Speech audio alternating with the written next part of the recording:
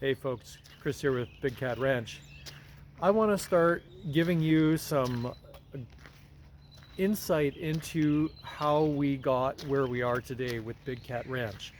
And so that's going to give you, this is sort of like this is a video log, I guess, and you will hear a bit of our story and our journey. This is unedited, it's rough, raw, and real. So here we go. Uh, life is complicated at times, as I'm sure with so many people's stories and journeys.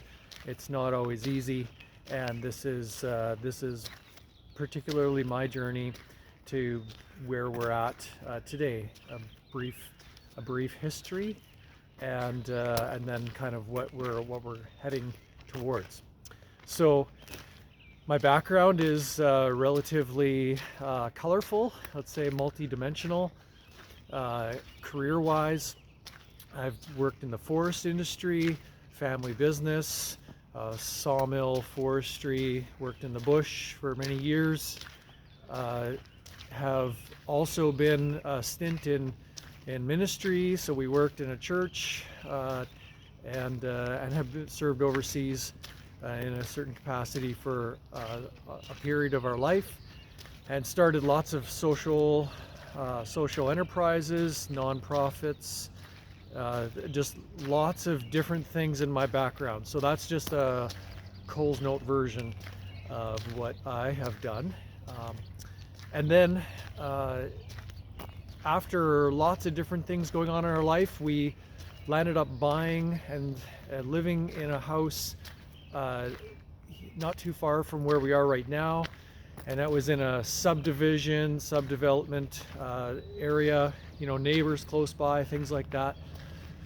And after considering the market and where we were in life, we were a little bit younger, but not by much, and my parents are aging, and my wife's parents are aging. I also have, certain things in life that I wanted to take care of. And so we decided to sell our home. We didn't own it outright, but we owned quite a bit of it. And so we decided to sell that, kind of cash out of the real estate market. And we had the opportunity to come live right where we are right here, right now, with my parents. And so my parents are, at the time, were relatively healthy, but I could sense that something was changing in the future. I kind of felt like, we could be here to help navigate the transition of them moving into a bit of a more, just aging out really at the end of the day and just slowing down. Lots of yard work here, lots of gardens, lots of work. So I took a job as a contract millwright, and we started just digging in here.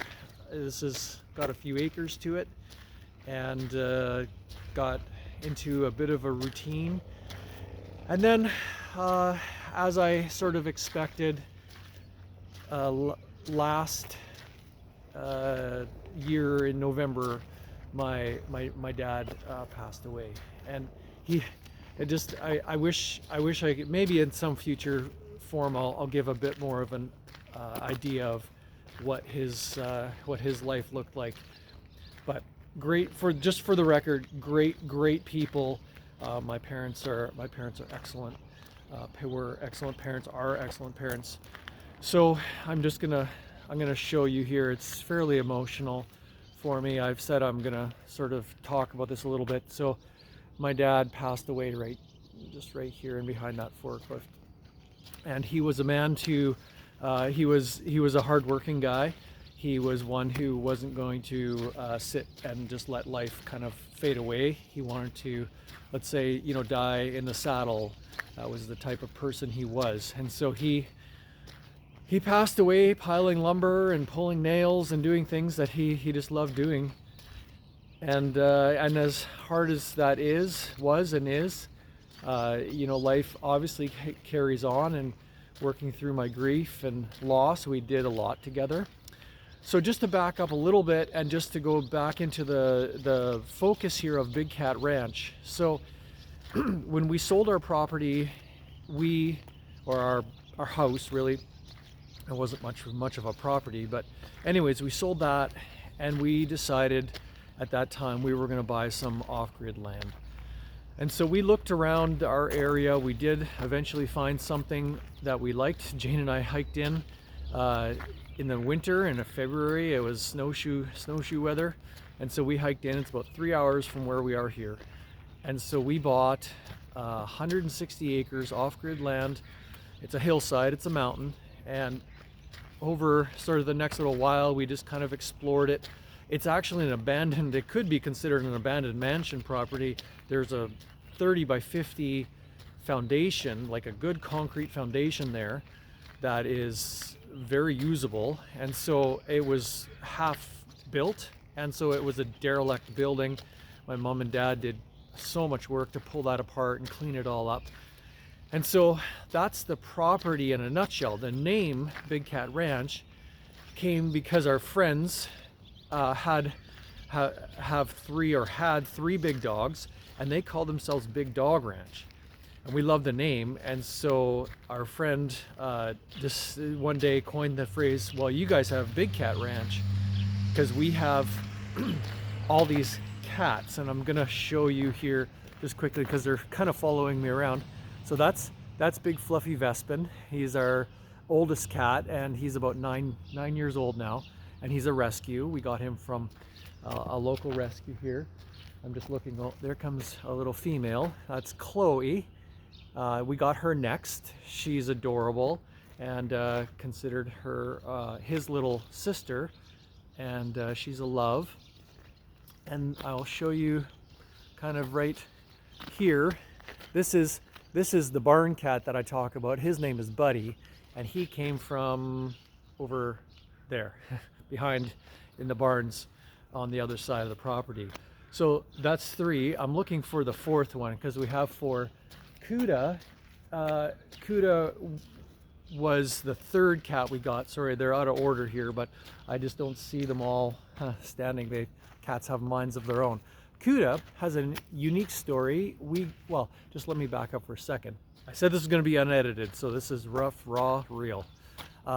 Chloe, the female, was a rescue as well, so we got her not too long after Vespin. And then, so way over there across the road, there's a home for young men recovering from addiction. And they called me one day. I was here at the shop working. I was in this shop right here working, and one of the guys came over and said, hey, we have a sick cat. I know you guys like cats, can you come take a look? And so I did, and I found a cat that had an obvious distress. It was in a lot of pain, and it looked to me like a broken femur, a broken rear broken leg. So that was Halloween night, a few good number of years ago now, like 6 years ago maybe.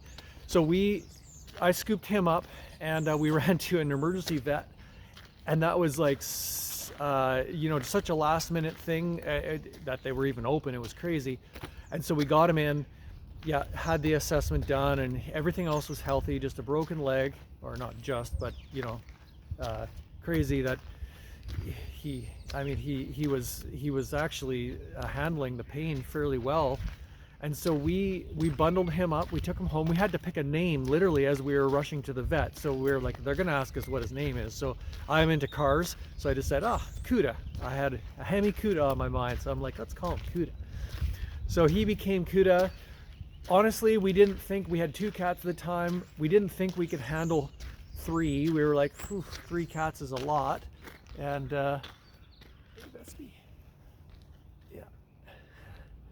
big fluffy 18-pounder.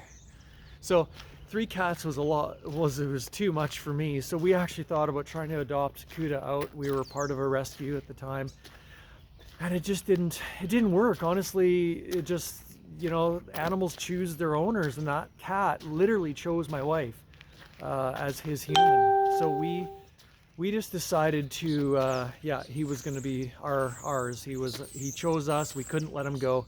So we we obviously ended up keeping him.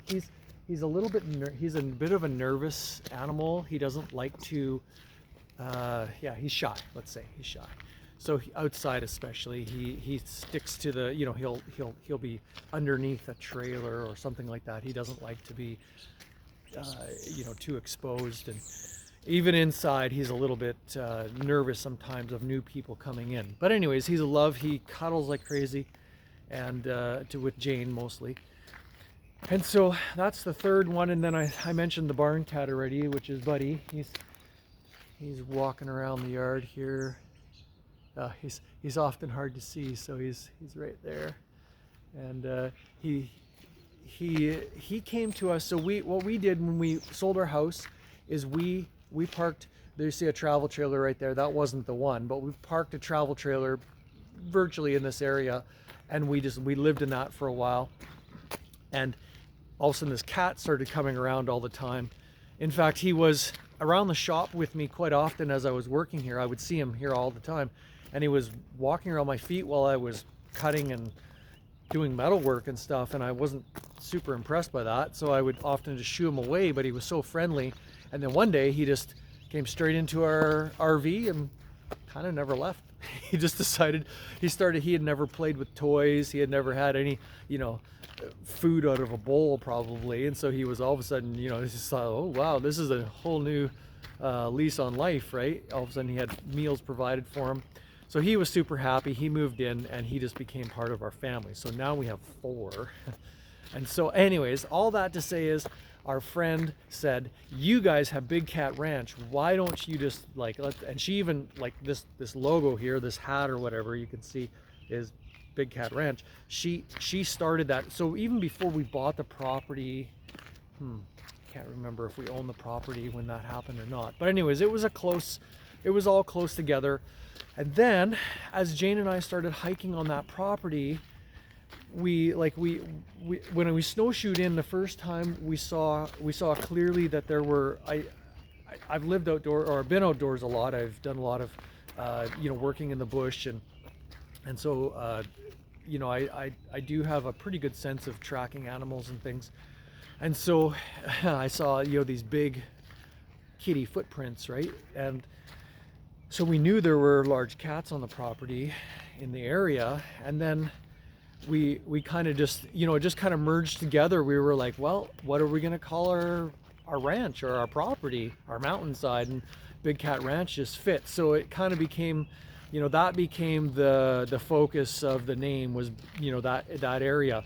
Then I started running trail cams, and that's what I've shown here on YouTube so much, is I can't over express how thrilled I am when I see these animals on these cameras. I've gotten fairly good, I think, at capturing you know, imagery and videos of these awesome animals. And yeah, talking about big cats, oh, he's playing hard to catch, big fluffy. So yeah, all of a sudden these massive cats, cougars, mountain lions, bobcats, you know, bigger wild cats, started showing up on the cameras, and in mass, like not just an odd one, like one a year. Like I have a video recently of 4 in a row, like 4 together. So just big animals, and then wolves and bears and coyotes and all kinds of, you know, and then also obviously deer and elk and moose, just so many, and bunnies and birds and everything. Like it just, the world is, the forest is literally alive, like literally just crawling with wildlife. And so I love it. It thrills me to find that and see that and be around it. So Big Cat Ranch kind of has a life, you know. It became real. Like we have this place that has really big cats, and then we find out, he's sitting on the forklift there. Buddy, the barn cat, he loves car rides. Like of all things, he just loves to come up to the ranch with me, and he's my companion. Like he sits on my console as we drive, and I know that might not, you know, it's not maybe the greatest safety wise or whatever, but he loves to ride in the vehicle. So I take him with me, and he'll come every time. Like he's almost mad if I drive off the yard without him. So he comes with me and we do all kinds of projects. So we've got kind of two major things going on here at Big Cat Ranch. We have what is this being a homestead, definitely not off-grid homestead, but it is a homestead. I do have lots going on as far as, you know, gardens and especially now with Dad being gone, tons to do here. He was so routined, you know, they had owned this for so many years, and he was so routined of taking care of it. Now it has become my responsibility, so it's tons and tons of work.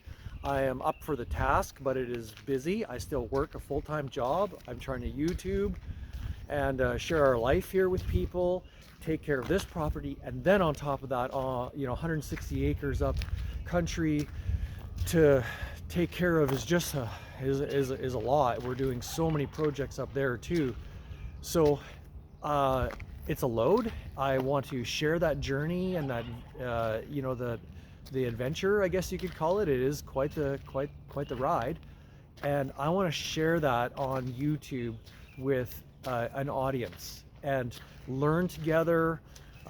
Sometimes there's heartbreaking things like loss and struggles. Those are real. That's life, and so I don't want a big drama channel. It's not my thing to be overly dramatic, but at the same time, it is, I think, my heart to be real and to share what our life looks like and what we're doing. And we love animals. We love our cats. We love the big cats we have up a Big Cat Ranch.